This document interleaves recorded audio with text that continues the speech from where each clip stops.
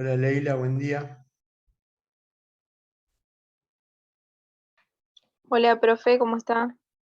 Bien, te veo solamente a vos. Sí, porque Eh, mi examen se cerró 12:15 y lamentablemente no sé si fue una falla del sistema o una falla de mi computadora o de internet, la verdad no lo sé. Y bueno, por eso yo terminé antes que todos.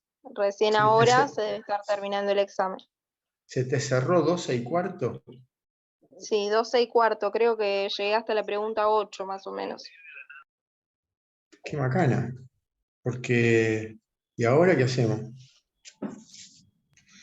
Y no, lamentablemente voy a tener que ir al recuperatorio porque ahora voy a poder ver mi examen hasta donde llegué, pero no pude ver todas las preguntas ni continuar.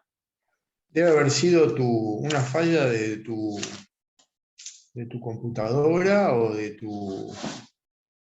tu Zoom, porque la verdad es que si todos los demás han podido hacerlo y todavía están, se acaba de cerrar. Claro, sí, sí, es la primera vez que Lamentablemente. me pasa, la verdad no Sí, sé. capaz que no tenés buena señal, andás a ver, ¿no? Sí, a O lo buena mejor hoy señal. por el día, Sí. hoy estuvo complicado el tema de internet y todo. Bueno, mira, yo creo haber puesto en el aviso que la clase era a las 13, ¿verdad?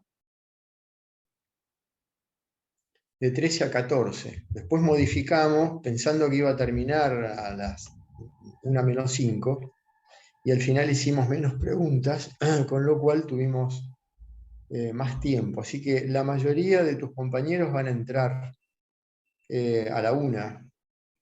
No quiero empezar la clase y que queden todos afuera. Así que yo me voy a tomar 10 minutos más, voy a dejar que ingresen hasta -5.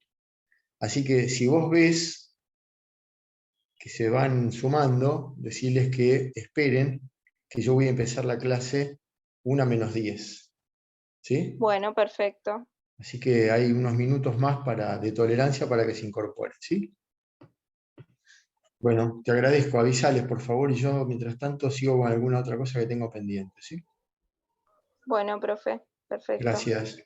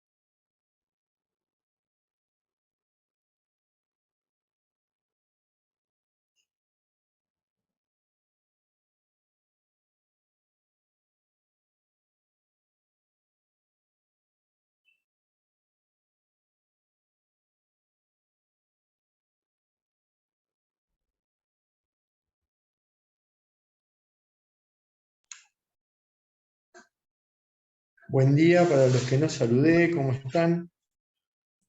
Buen día, profesor. Bien, porque me fue bien el Buen parcial. día. Sí, yo también, recontenta.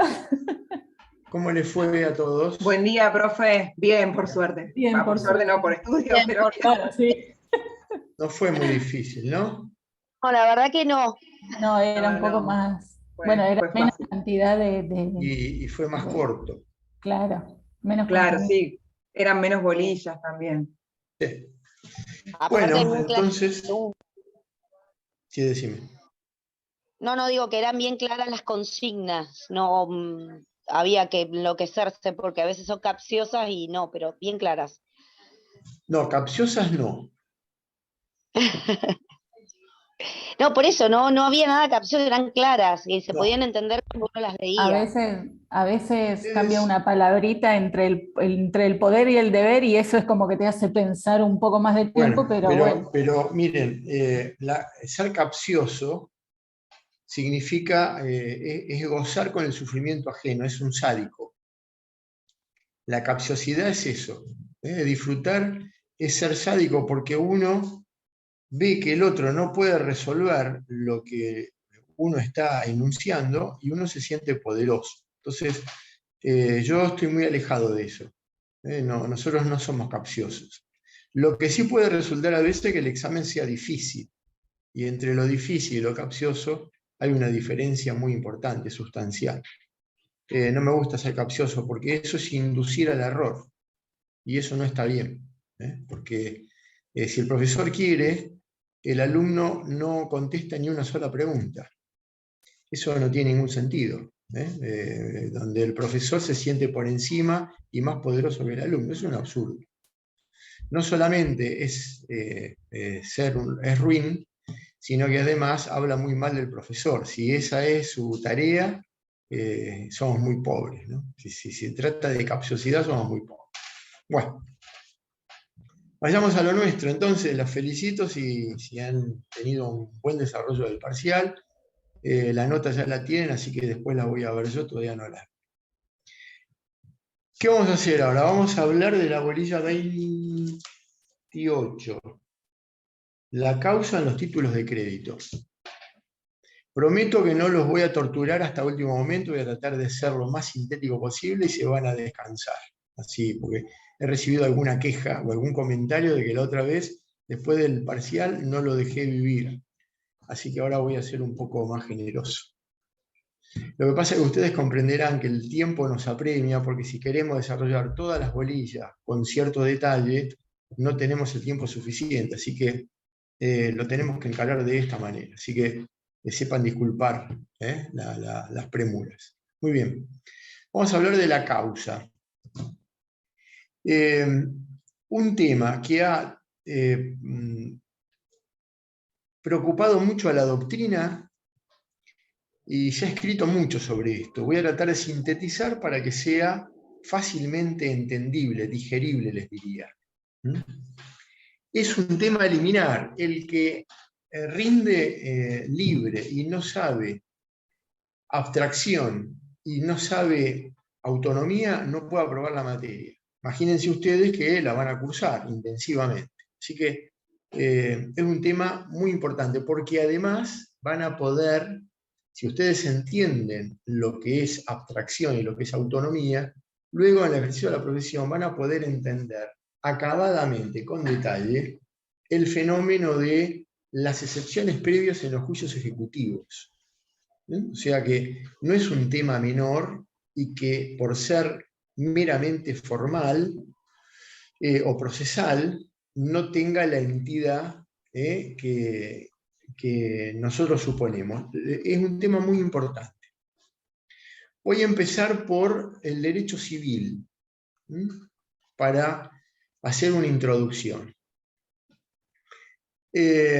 No voy a hacer referencia al viejo Código Civil porque no hace falta, salvo en el artículo 499 que ha sido modificado, pero casi con la misma redacción. Ahora les voy a decir. ¿Por dónde empiezo? Por el 281 del Código Civil y Comercial de la Nación. ¿Qué dice? Causa. La causa es el fin inmediato autorizado por el ordenamiento jurídico que ha sido determinante de la voluntad. También integran la causa los motivos exteriorizados cuando sean lícitos y hayan sido incorporados al acto en forma expresa o tácitamente si son esenciales para ambas partes. Primera introducción de la causa. La causa tiene que ser lícita, no tiene que ser contraria a la moral y las buenas costumbres, puede ser expresa o tácita. A nosotros nos interesan los dos conceptos, tanto el tácito como el expreso, para el derecho cambiario. 282. Presunción de causa. Aunque la causa no esté expresada en el acto, se presume que existe mientras no se pruebe lo contrario. El acto es válido aunque la causa expresada sea falsa si se funda en otra causa verdadera, es decir, la causa de la causa. Mientras la de origen sea verdadera, las subsecuentes no la anulan. Este 282, bueno, siguiente, 283, acto abstracto. La inexistencia, falsedad o ilicitud de la causa no son discutibles en el acto abstracto mientras no se haya cumplido, excepto que la ley lo autorice. Este es más vago. A los fines cambiarios no nos interesa. Pero el 282 debemos leerlo en contexto con el actual 726, que reemplaza el 499 que hemos estudiado durante mucho tiempo, donde decía no hay obligación sin causa. Y si todos ya han estudiado obligaciones, algunos con el programa viejo o con el Código Civil viejo, hoy el 726 dice causa, no hay obligación sin causa, es decir, sin que derive de algún hecho idóneo para producirla, de conformidad con el ordenamiento jurídico. ¿Qué importa esto? No hay obligación sin causa. La causa se presume existente en todas las vinculaciones, en todos los vínculos obligacionales, en todos los vínculos contractuales. Se presume que hay una causa. Si la causa tiene que ser enunciada u opuesta por alguna de las partes, tiene que ser demostrada.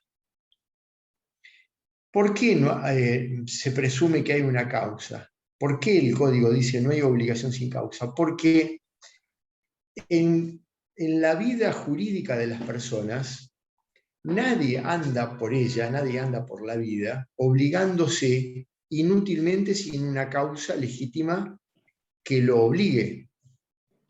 Siempre tiene que haber, siempre hay una causa que lo obligue.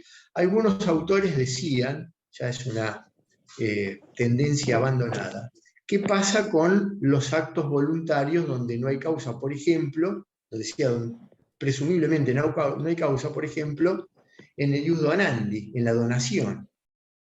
No hay causa acá, porque se obliga unilateralmente, sin efecto recepticio, para una persona que es el donatario y que recibe el bien. Bueno, la causa justamente es la donación. Estaban equivocados quienes decían no hay causa en la donación. Hay una causa.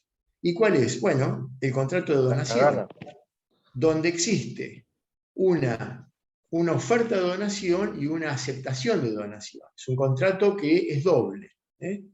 Tiene dos aspectos, un contrato de oferta y un contrato de aceptación. Normalmente se conjugan en un solo acto. En la escritura, ambas partes comparecen, el donante oferta, el donatario acepta. Y se perfecciona el acto. Bueno, ni en ese supuesto falta la causa, porque la causa, reitero, es la propia donación. Esto desde el punto de vista del derecho común, del derecho civil y comercial. Cuando se refiere a la causa, el derecho civil, insisto, en el derecho civil, ese negocio, esa causa que antecede a lo que luego será el concretar de ese vínculo, por ejemplo, un contrato de compraventa, y luego el perfeccionamiento de ese acto, el contrato de compraventa para el derecho civil es la causa fuente. ¿no es cierto? Es el contrato que da origen a la obligación luego de escriturar, de pagar el precio, de inscribir el boleto de otorgar la escritura relativa de dominio, de inscribirlo en el registro de la propiedad inmueble, le da derecho a las partes, le da obligaciones. Si es un edificio, por ejemplo, las obligaciones propias de la convivencia, la inscripción del reglamento de copropiedad, la asignación de las unidades funcionales, etc. Y así podría hablar de cualquier otro contrato. Ese contrato de origen es la causa fuente para el derecho civil. ¿Y cuál es la causa fin? El cumplimiento del contrato, ¿verdad? Poder perfeccionarlo y que cada parte tenga satisfecha su propia obligación. ¿Qué pasa en el derecho cambiario? ¿Qué pasa en el derecho de las obligaciones cartulares, de las no cartulares, de las obligaciones abstractas propias de los títulos valores? Bueno, ahí tenemos que hablar de otra formulación y tenemos la base del derecho civil, pero nos apartamos del mismo. Y acá tienen que aprender un nuevo concepto, tienen que olvidarse del enunciado del Código Civil, solamente tenerlo como una referencia. Para el derecho cambiario, la causa existe, pero se prescinde de la misma, es indiferente a los fines cambiarios. Por supuesto que existe, pero a los fines del cumplimiento de la obligación cambiaria y de las defensas que pueden oponerse por parte del deudor para el cumplimiento de su obligación cambiaria, la causa no es inexistente, pero es indiferente. ¿Qué quiere decir esto? Un concepto que tiene cierta elaboración doctrinaria, científica, se ha escrito mucho y a veces cuanto más se repite y cuanto más autores se consultan, menos claro se concibe el instituto. Entonces voy a tratar de simplificarlo para que se entienda. Y ustedes me van a acompañar diciéndome si lo entienden o no, porque reitero, es muy importante.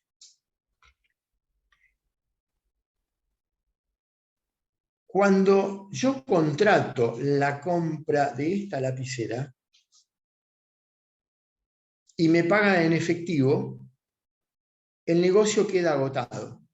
Yo entrego la lapicera, me entregan el dinero correspondiente, se terminó, se agotó el contrato en este mismo momento. Pero cuando yo vendo esto y lo doy a pagar en contado 30 y 60, y por las obligaciones a 30 y 60 emito una letra de cambio o un pagaré, donde hay una relación de crédito, acuérdense, se posterga la obligación de una de las partes, que es el que va a tener que pagar. El otro entrega la lapicera, que es el tradens.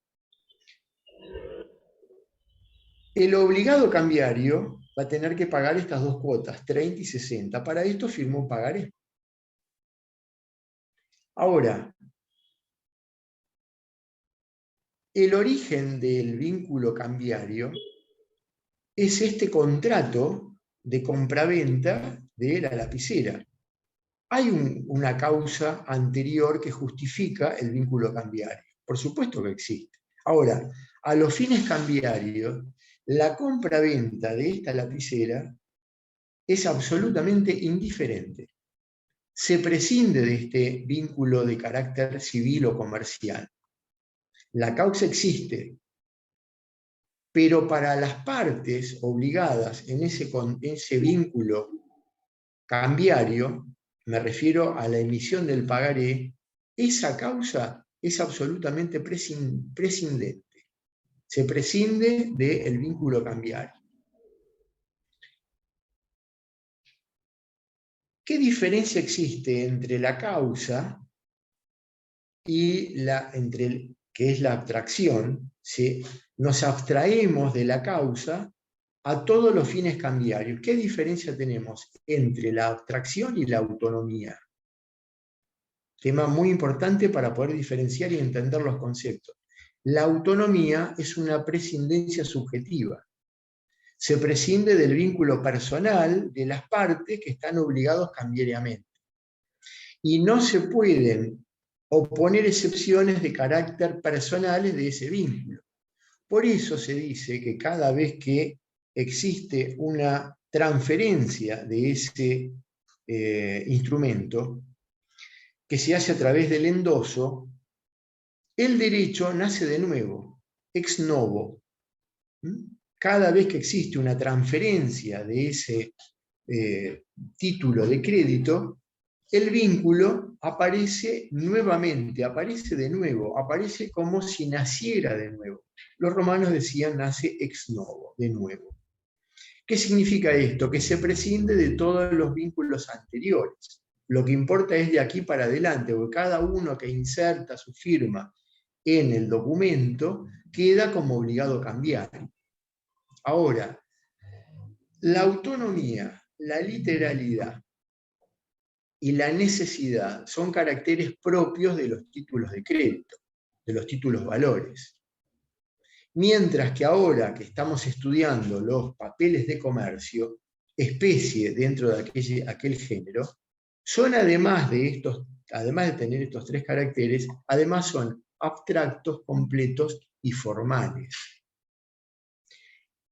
De la formalidad no me voy a referir porque ya lo conocen, de la completividad tampoco, porque ya lo han visto, me refiero a la abstracción. La abstracción está referida a la causa. La causa existe, pero como no la vamos a tener en cuenta para las obligaciones que emanan de ese vínculo cambiario, decimos que la abstracción, a diferencia de la autonomía, es una prescindencia objetiva. La autonomía es una prescindencia subjetiva, porque prescindimos de los vínculos personales, y la abstracción es una prescindencia objetiva, porque prescindimos de la causa. La causa existe, pero se prescinde de la misma a todos los fines cambiarios. Existe en el derecho cambiario también una causa fuente y una causa fin. Pero, a diferencia del derecho civil, por eso les dije, olvídense del concepto de derecho civil y vamos a una nueva conceptualización. Para el derecho cambiario, la causa fin es el negocio jurídico anterior, es el negocio jurídico subyacente, es la relación jurídica fundamental. ¿Cuál sería, en el ejemplo que les di, la compra-venta de esta lapicera? A los fines del derecho cambiario, a diferencia del derecho común. ¿Y cuál es la causa fuente entonces? Esa es la pregunta. Si la causa fin es el negocio jurídico fundamental, así denominado, o el negocio jurídico subyacente, o el antecedente, que es este contrato de compra-venta, que podría ser cualquier otro, una compra-venta, una locación, una donación, podría ser cualquier vínculo anterior que justifique la emisión del título cambiario. ¿Cuál sería la causa fuente? ¿Cuál sería, según ustedes? A ver quién arriesga. ¿La necesidad, profe? La necesidad de crédito. Yo decía la necesidad de la lapicera o de lo que se necesita, o sea, de lo que vaya a... No, miren, están siempre basándose en este contrato. Este contrato, que es así denominado relación jurídica subyacente o negocio jurídico fundamental, es a la causa fin del derecho cambiario. Ya está, se agotó en ese contrato. Pero además hemos suscrito pagarés o letras de cambio. Así que acá tenemos un contrato de compra-venta, también puede ser un mutuo, préstamo de dinero, ¿verdad? Acá tenemos un contrato y además hemos emitido, librado. ¿Es lo mismo emitir que librar?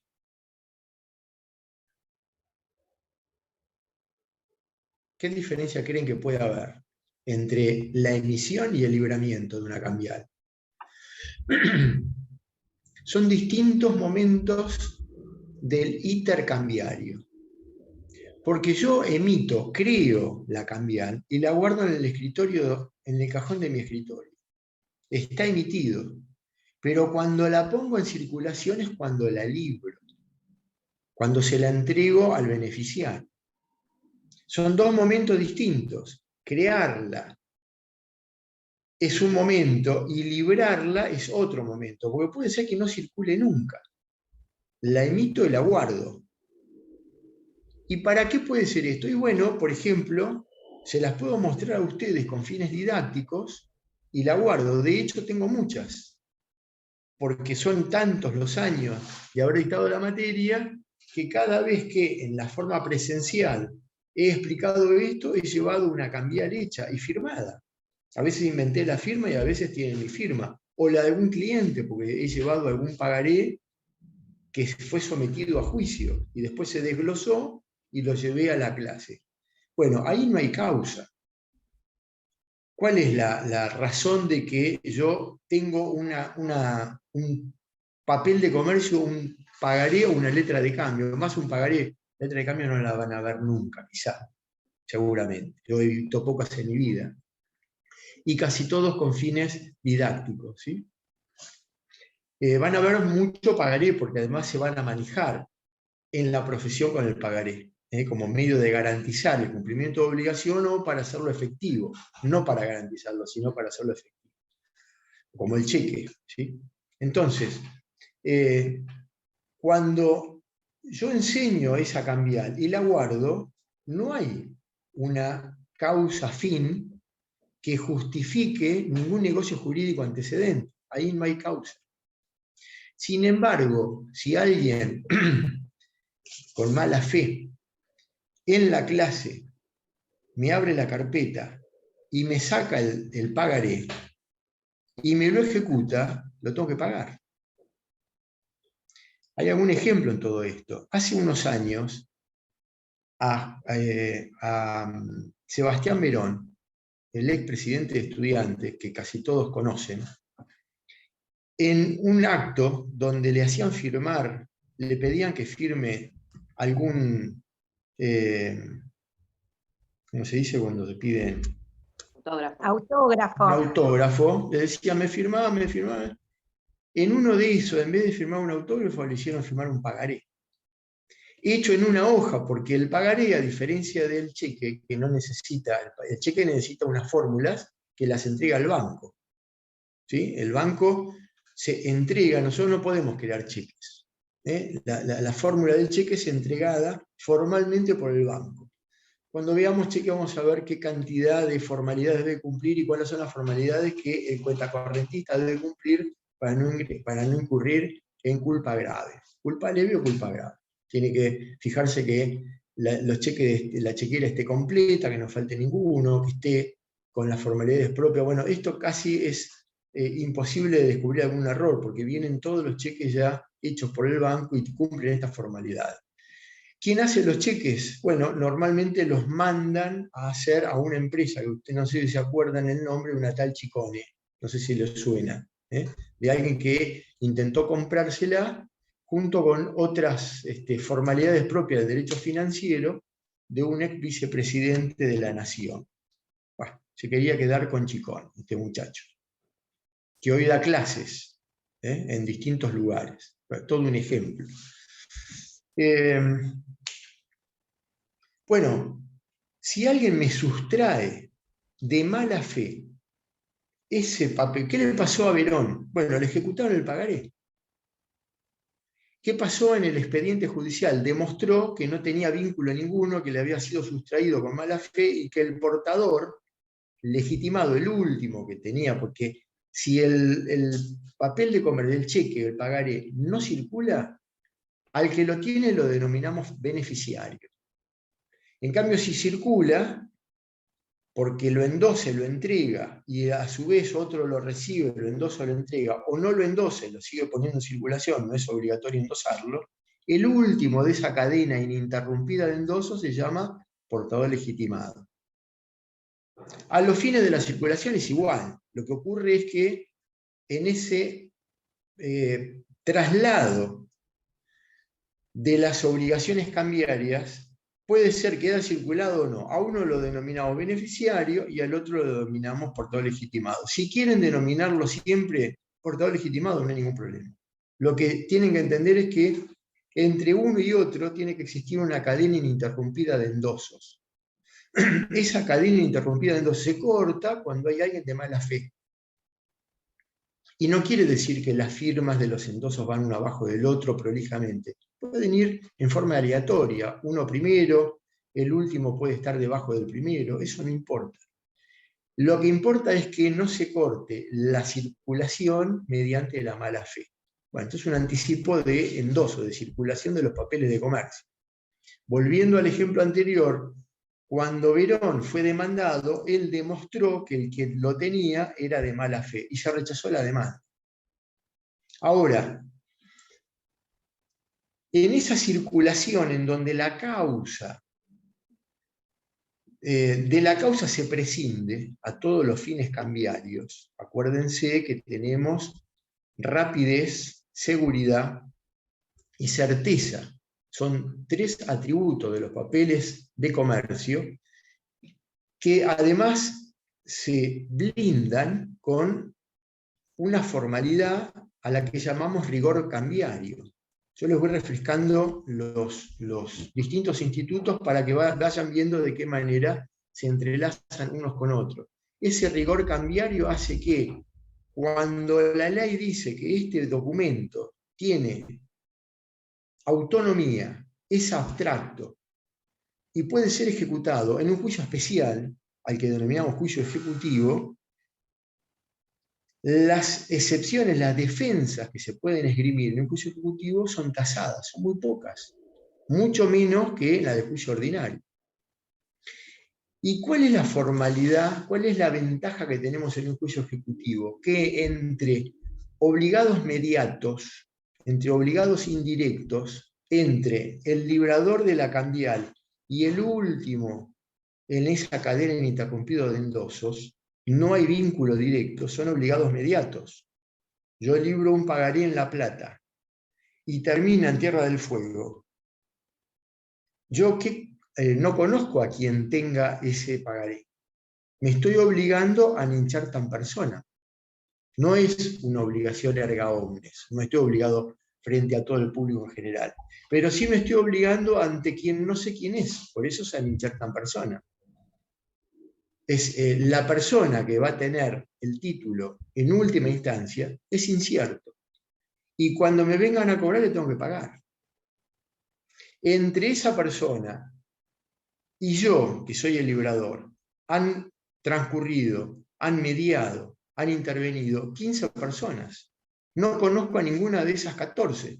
Conozco así a quien yo le entregué el pagaré, a quien entregué el cheque. En el cheque es más acotado porque según sea cheque común o cheque de pago diferido, puede haber 2 o 3 endosos nada más. Pero puede ser que circule sin endoso y aparece en Salta. Y yo no conozco a la persona que lo termina depositando en su cuenta. Lo tengo que pagar igual. Porque me obligué unilateralmente a pagar una suma determinada a su vencimiento, al vencimiento del instrumento. De tal manera que entre obligados, indirectos o mediatos, no se puede alegar ninguna cuestión referente a la causa, ni en el juicio ejecutivo de ninguna manera. En el juicio ordinario posterior sí podemos alegar la causa, pero no es el juicio ejecutivo por el cual podemos cobrar rápidamente una deuda que está expresada en un papel de comercio. Yo siempre ejemplifico esto con ir a Buenos Aires. ¿Cómo quieren ir? ¿Por la autopista o por la Calchaquí? Si quieren ir rápidamente, van a ir por la autopista. Y ahí que van a tener como único reclamo del pago el monto de la cambial. Yo tengo un pagaré de 1.000 pesos, voy por juicio ejecutivo y solamente puedo reclamar 1.000 pesos, más los intereses, más las costas. Ahora, si quiero ir por el camino más largo a Buenos Aires, quiero ir por la Calchaquí, puedo ir por Avellaneda, puedo ir por la avenida Mitre, etc. Voy a ir por un juicio que se llama ordinario, o cobro sumario de pesos. ¿Y ahí qué puedo reclamar? El capital, los intereses, los daños y perjuicios, hasta el daño moral, las costas, o sea que en vez de reclamar 1000, voy a reclamar una suma muchísimo mayor, pero tengo que someterme a otro tipo de proceso. En ese proceso ordinario, cobro sumario de pesos, voy a exponerme a las defensas que me puede oponer el demandado. Entonces ahí sí ya no tengo más ni la autonomía ni la abstracción. Me pueden oponer excepciones, defensas de carácter personal, de carácter personales, y me pueden oponer defensas originadas en la causa del vínculo obligacional. En cambio, en el juicio ejecutivo nada de esto puede ocurrir. Hay autonomía y hay abstracción. Esto es muy importante. Vuelvo al tema que dio origen a estas derivaciones. ¿Cuál es, entonces, la causa fuente en los papeles de comercio? Olvídense de la causa que es la compraventa de esta lapicera o del ejemplo de que se trate, cualquier otro tipo de contrato. La causa fuente es la declaración unilateral de voluntad del obligado cambiario. ¿Cómo se manifiesta esa declaración unilateral de voluntad? Pregunto. ¿Cómo manifiesto, cómo materializo ese deseo de obligarme cambiariamente? ¿Con la firma? Con la firma, exactamente, muy bien.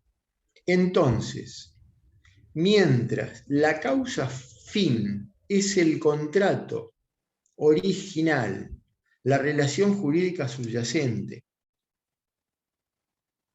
el contrato por el cual se deriva en el libramiento de la cambial y que a todos los fines cambiarios es indiferente, resulta consecuentemente inoponible, hay una abstracción de carácter objetivo.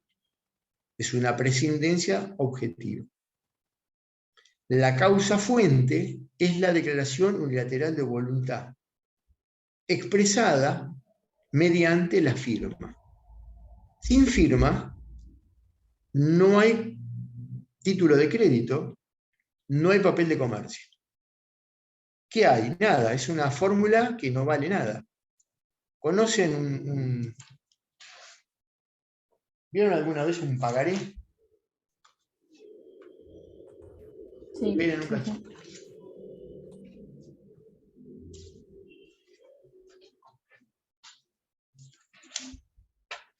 Lo tienen en cátedras virtuales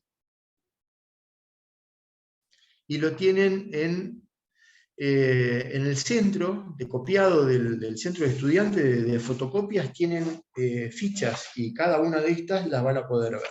Miren, esta es una letra de cambio, no sé si van a poder ver, me voy a tapar yo. Esta es una letra de cambio.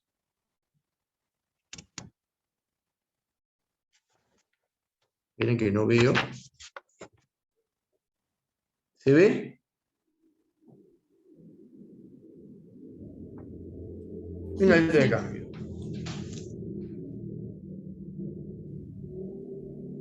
Este es un pagaré en pesos, sin protesto. ¿Sí? Esto es un pagaré. Este papelito, cuyo valor extrínseco es, les diría, bueno, esto es un cheque, ¿no? Para el que no conoce, esto es un cheque. Bien. ¿Cuánto vale esto extrínsecamente? Si ustedes me dicen, tenemos que darle un valor a este pedacito de papel, ¿cuánto cuesta? Nada, no podemos determinar el valor de esto, porque sería 1/3 de una hoja. ¿Cuánto cuesta una hoja en una resma de 500 hojas, de una resma de A4, o legal, de oficio? No sé cuánto cuesta, en centavos. No hay moneda que pueda pagarla. Tan insignificante es el valor de este pedazo de papel, que no lo podemos pagar. Porque si van a la librería y le dicen, deme un pedazo de papel de este tamaño, no hay moneda que pueda pagarlo, porque no existe, sería 0,005 centavos, imposible. Ahora, si yo a esto le pongo 1 millón de pesos y lo firmo acá abajo, bueno, hay una ficción jurídica de otorgarle a un papel un valor que puede ser luego exigible en su cumplimiento en la moneda que se pacte. Puede ser en pesos, puede ser en dólares, puede ser en cualquier otra moneda. ¿Por qué es una ficción jurídica? Porque se le otorga a este papel una cantidad, se le incorpora el derecho en el título, es el fenómeno de la incorporación, se incorpora el derecho en este título y ahora pasa a ser mucho más importante el título que el derecho. Porque ahora, frente al vencimiento del plazo, voy a lo del deudor y le digo, lo exhibo, y si me paga lo entrego. Lo exhibo, no me paga, veré si tengo que levantar protesto. La mayoría de estos títulos ya no tienen protesto. Presento el cheque en el banco, no tiene fondos. Me dan el cheque de vuelta y lo ejecuto. Voy a la casa de quien libró el pagaré. Vengo a cobrar este pagaré por 1 millón de pesos. Me dice, no tengo plata. Bueno, perfecto. ¿Qué hago? Si es sin protesto, me voy directamente a tribunales. No tengo mediación preobligatoria. Empieza el juicio distinto a cualquier otro, porque inicio la demanda y sale la sentencia condenando a pagar la suma de tantos pesos previo mandamiento de intimación de pago, embargo y citación de remate. Si le encuentro fondos en una cuenta, se los embargo. Si encuentro bienes suficientes en el domicilio del demandado, también se los embargo. Me los llevo, si es dinero me lo cobro, y si son bienes, los remato. En una subasta que hoy es electrónica. Así funciona de rápido. El juicio ejecutivo, además, tiene previsto la traba de medidas cautelares inaudita parte, es decir, sin que la parte sin que el demandado se entere de que le voy a trabar una medida cautelar. Único proceso que tiene estas prevalencias, ¿verdad? ¿Y de dónde surge esto? Bueno, surge del derecho sustancial y del derecho procesal. Del derecho sustancial porque dice, justamente, la ley, lean el artículo 61 y 62 del decreto ley, para ver que se está refiriendo a la causa.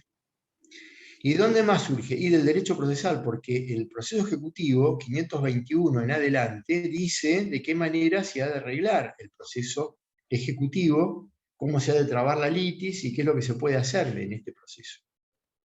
De tal manera que, volviendo al tema de la causa existe siempre. Es más, el derecho presume que existe una causa, salvo demostración en contrario. Entre obligados mediatos o indirectos dijimos que eso no se puede discutir en juicio ejecutivo.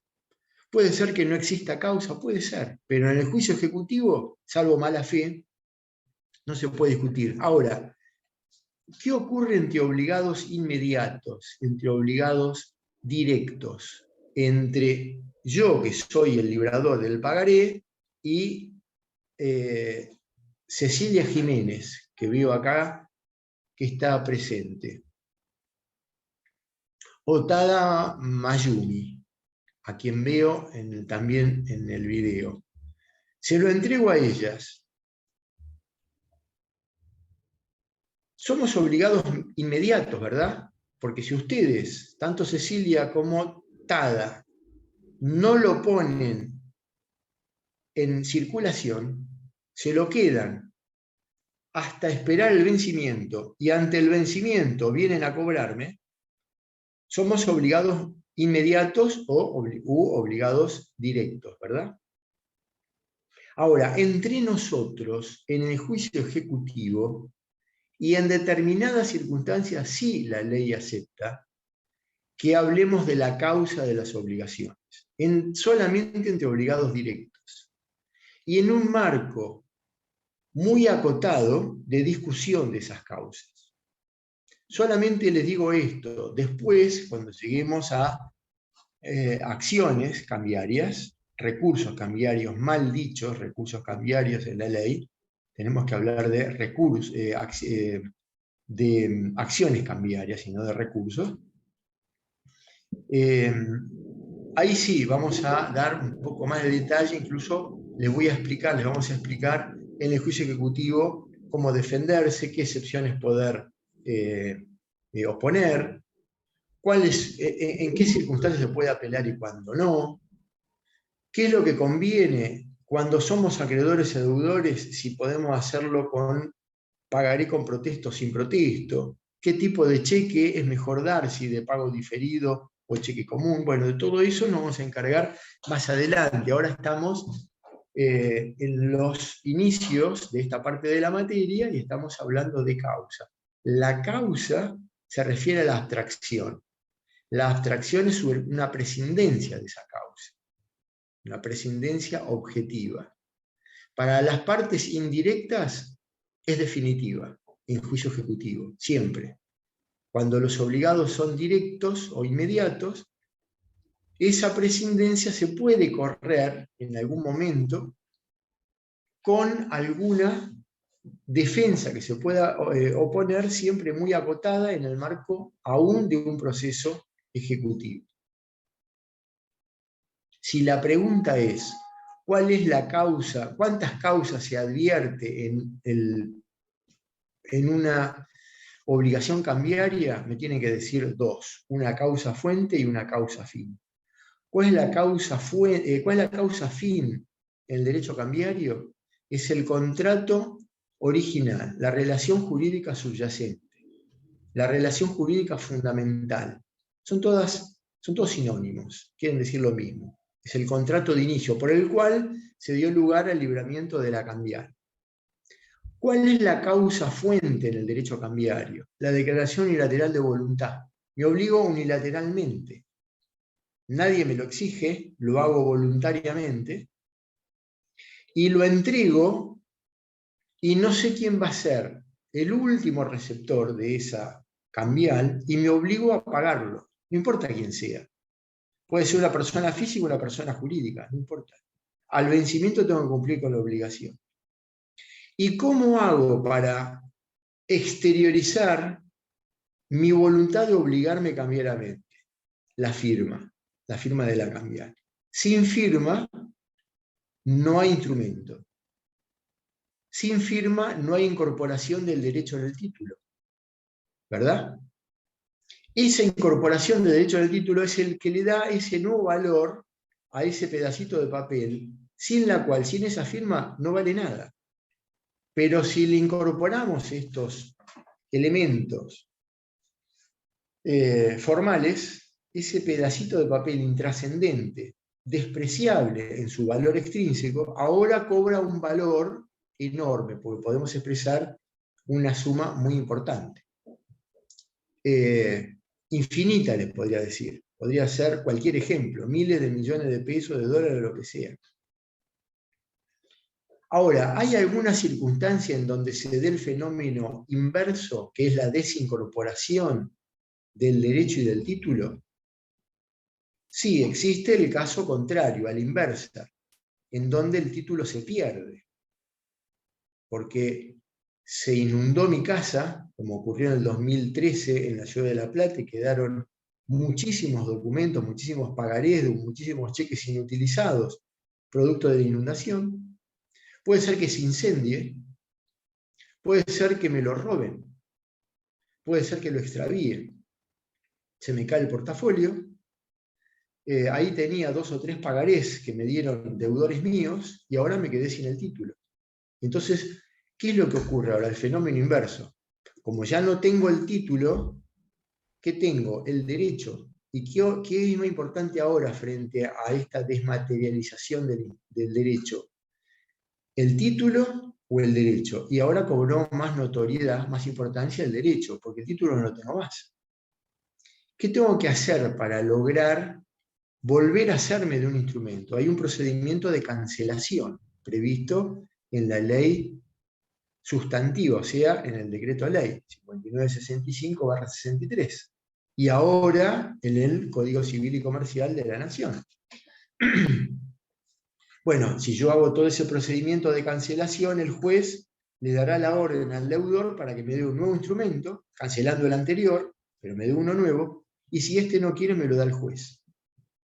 Y voy y exijo el cumplimiento al vencimiento o lo pongo en circulación.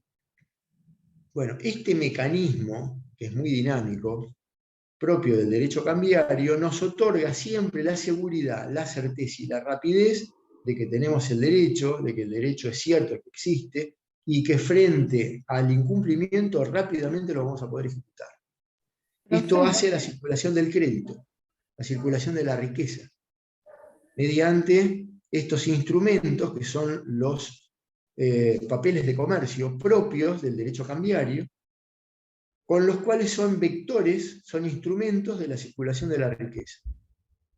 No solamente en este país, en todo el mundo, aún en los países de economías restringidas, como los países comunistas o socialistas, existe el cheque, existe el pagaré, incluso existe la letra de cambio en algunos países, más que en Argentina. En Argentina la letra de cambio ha quedado residual para algunas actividades propias de, por ejemplo, en Mendoza, en San Juan para la horticultura, para la vitivinicultura, para esos lugares todavía se utilizan rara vez la letra de cambio. Para nosotros hoy la letra de cambio en el medio en el que nos movemos es inexistente. Es más, si ustedes van a comprar un talonario de letra de cambio a una librería, no hay. Tienen que recurrir a una librería comercial específica. En cambio, si van a una librería del barrio y quieren comprar un talonario de pagarés, lo van a poder hacer. Hay pagarés en dólares, pagarés en pesos, con protesto, sin protesto. Un pagaré lo podemos hacer en la computadora. No hay ningún problema. ¿Un cheque podemos hacer en la computadora? No. Tenemos que pedirle al banco que nos den las fórmulas. ¿Hay alguna excepción en esto? Sí. Está permitido, los cheques que son se piden las empresas que tienen más de 150 trabajadores y que se les tenía que pagar antes mediante cheque, bueno, se hace por una impresora específica, bueno, no importa. Les diría que los complico con esta explicación y no tiene sentido porque el cheque, el modelo es el cheque que les digo que es este y que se utiliza en todos lados y que está regido por las OPACI. Las OPACI 1, las OPACI 2, que son obligaciones pasivas propias del Banco Central de la República Argentina, que mediante sus resoluciones reglamenta la ley de cuenta corriente. Cuenta corriente bancaria, obviamente, ¿no? A esa nos tenemos que ceñir, los bancos designan a la misma, son contratos de adhesión, uno no puede discutir con el banco el contrato de cuenta corriente. Queremos tener una cuenta corriente, vamos al banco, abrimos una cuenta corriente, firmamos el contrato de cuenta corriente, pero es lo que nos impone ese banco que elegimos. Casi todos los bancos tienen las mismas condiciones, varían si son públicos o privados en algunas pequeñas cosas, pero están auditados, controlados, reglamentados por el Banco Central de la República Argentina. Muy bien, último tema de esto y los dejo. Novación. Cuando de ese contrato, de este contrato de compraventa de esta lapicera, o del contrato de comodato, o del contrato de mutuo, o del contrato de compraventa, de lo que sea, que es el negocio jurídico fundamental, que dio lugar al libramiento de la cambial, ¿hay una novación de la obligación de origen? No. Ese contrato anterior, fundante de la relación cambiaria, se mantiene. No hay novación, salvo acuerdo de partes. Si las partes acuerdan que con el libramiento de la cambial se modificó la relación jurídica subyacente o la relación de base, entonces hay novación, pero tiene que ser expresa. Tenemos que dejar constancia en ese contrato que el mismo ha sido novado, por ejemplo, en el monto, en virtud del nuevo precio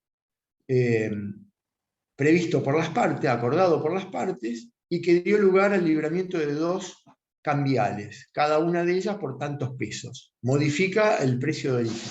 Si esto no está expresamente previsto por las partes, no hay novación. No existe la novación. ¿ese contrato y la cambial coexisten? ¿Tenemos dos vínculos jurídicos distintos? Sí, coexisten. Tengo el contrato o relación jurídica subyacente o relación jurídica fundamental, y además tenemos la cambial.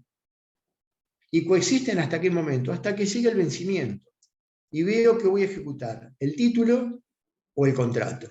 Si voy a Buenos Aires por la autopista, como les dije, o voy por la Calchaquí, por la avenida Mitre. Voy a elegir. Si voy a ejecutar el contrato, voy a tener que devolver el pagaré, para no intentar cobrar dos veces lo mismo, porque si no ingresaría en un delito penal, que sería defraudación, por intentar cobrar dos veces lo mismo. Atenti con esto, porque algún pillo o algún abogado desprevenido, entre comillas, puede intentar cobrar las dos cosas al mismo tiempo. Eso no se puede hacer. Lo dice el artículo 61 del decreto ley. Así que cuidado con esto. ¿Podemos ejecutar el contrato sin ejecutar los pagarés? Por supuesto. Ahora, ¿qué es más fácil? Ejecutar el pagaré. ¿Qué podemos pedir en el pagaré? Solamente el monto expresado en el mismo. ¿Qué es esto? Literalidad.